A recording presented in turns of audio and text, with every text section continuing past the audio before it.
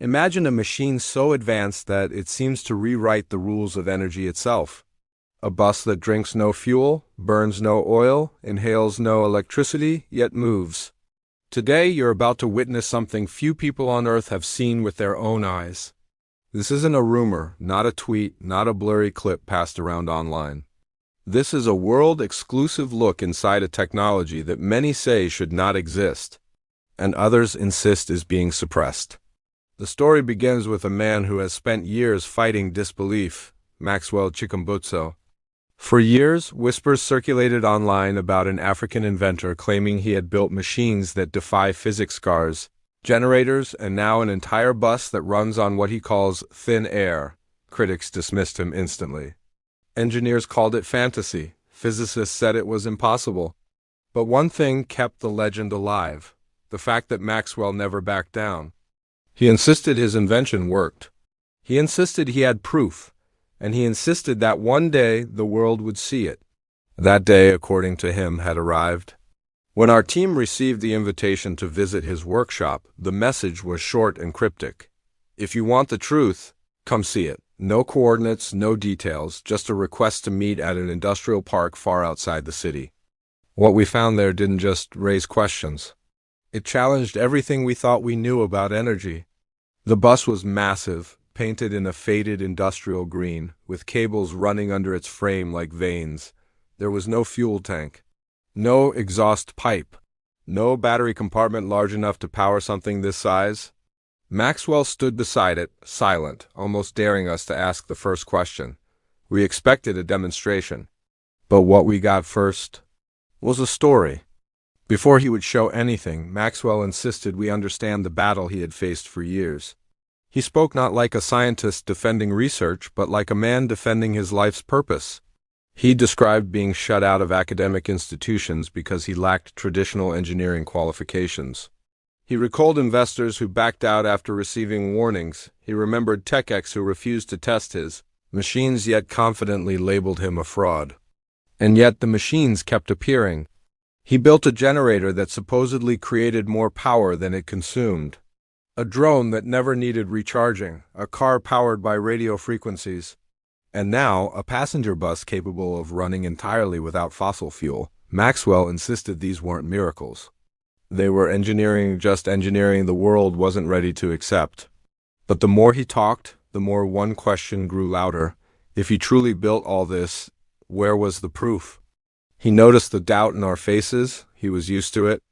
With a small smile, he stepped aside and placed his hand on the side of the green bus. "You came for a demonstration," he said. "Let's begin."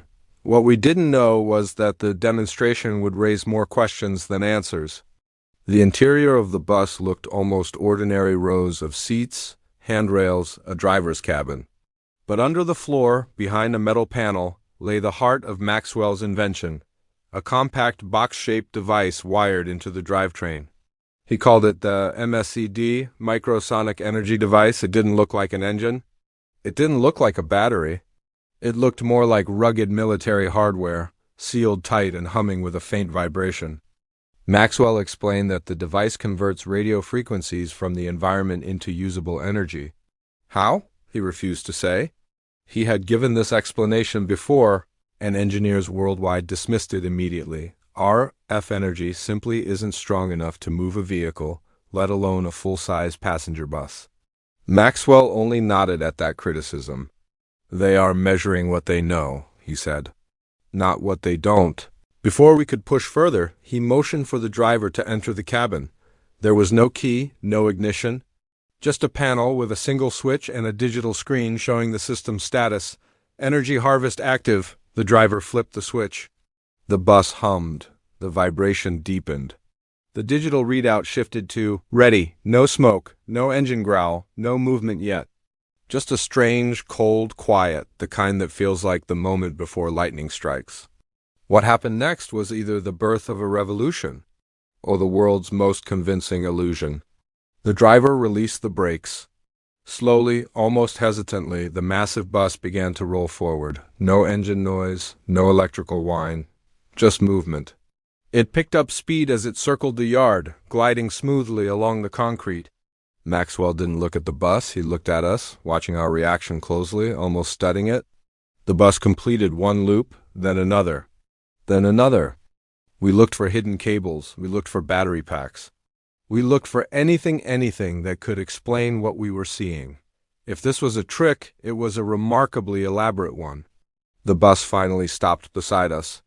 The driver stepped out, calm as if he hadn't just participated in a demonstration that challenged fundamental laws of energy. Maxwell asked a simple question. You saw it, so what do you think? The truth is, we didn't know what to think. Some on our team believed they had witnessed the beginning of a new energy age.